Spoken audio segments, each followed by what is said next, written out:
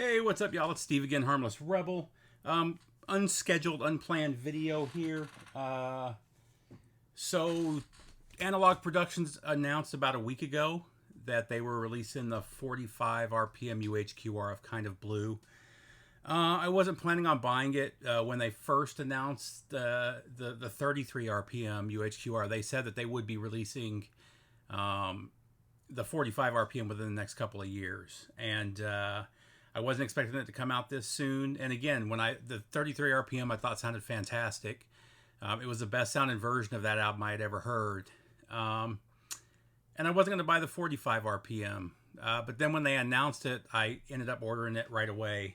And my thought was the UHQRs go for decent money. So worst case, if the 45 RPM sounds a lot better than the 33, I'll just sell the 33 RPM and vice versa. So let's just kind of jump in. It came fast. Like I said, I ordered it less than a week ago, and it was at the door when I got home from the office today. So already popped it open, already spun it. The outside, not much different than the 33 RPM box. Mine is number 658. It's also got the number on the back of the spine too. I don't see any real difference between this box and the other box. Okay, there you go. So you've got UHQR 4-45 for the 45 RPM version. But other than that, it looks pretty much the same as the box for the 33 RPM pressing. Pull it apart. One thing I do like, and this is something that I've mentioned in my other UHQR videos, I've said I wish that they would not put the albums in the jacket, ship them outside the jacket to avoid seam splits, and they did this time. The other one's on the record player right now, but here is one of the discs.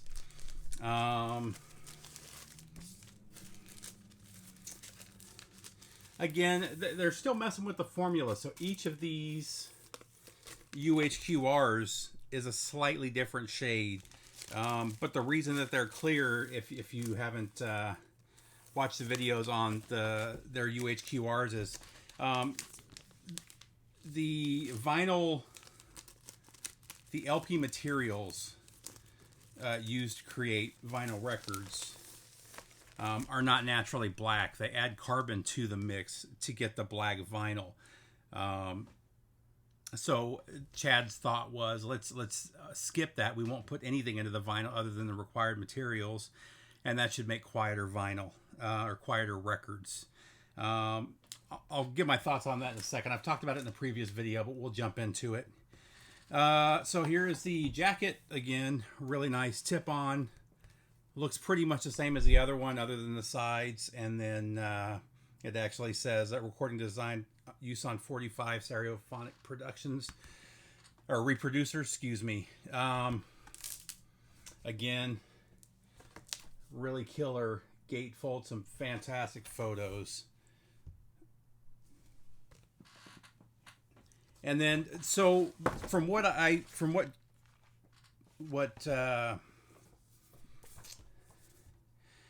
saw, the liner or the booklet in this, and this is one of the ways, other than the packaging, which is a lot nicer than the Mobile Fidelity one steps, they do these really nice booklets, really nice write-ups, a bunch of really killer photos from the sessions. It's amazing that they have this many great photos from the sessions. What's cool about this, though, is even though the write-up is the same write-up from the 33 RPM box, it's different photos, which is very cool. There's a really good picture of Miles right there. I really like that shot. Really killer, though.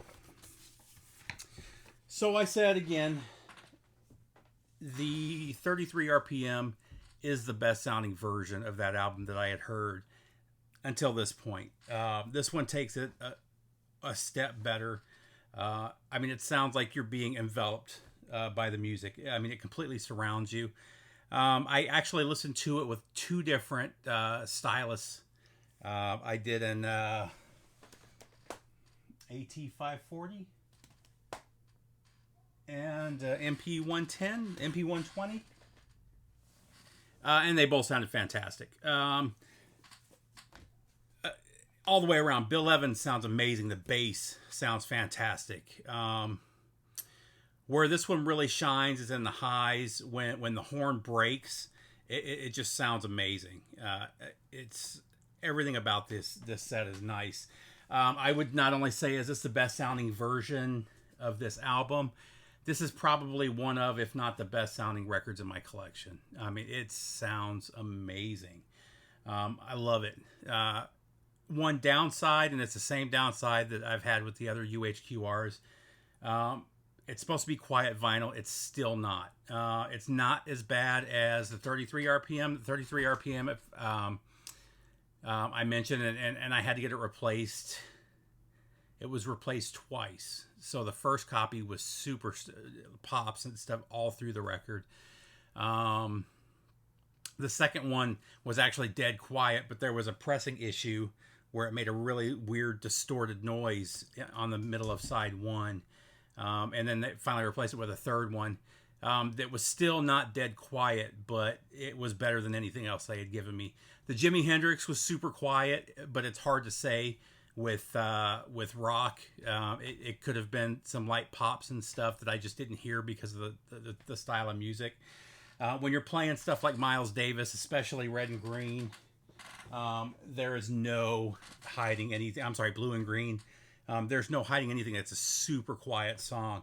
And during that song, just like with the 33 RPM, there's some really light pops in there. Not really loud. It's really light.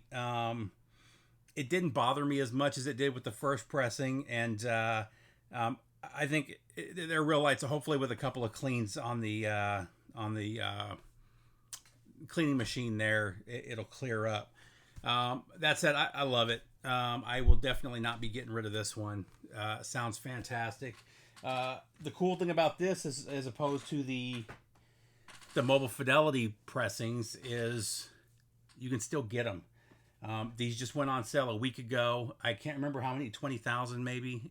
He pressed of the 45 RPMs. The 33 RPMs sold out. All of the QRs have sold out pretty quick. And I'm pretty sure this one will too. Highly recommend grabbing it while you can. If you're a fan of jazz, if you're a fan of Miles Davis, it's just a must-have pressing. It blows everything else away. So that's it, guys. Let me know what you guys think when you get your copy. I hope everybody's doing good. Keep this one short. Take care, and I'll see you soon.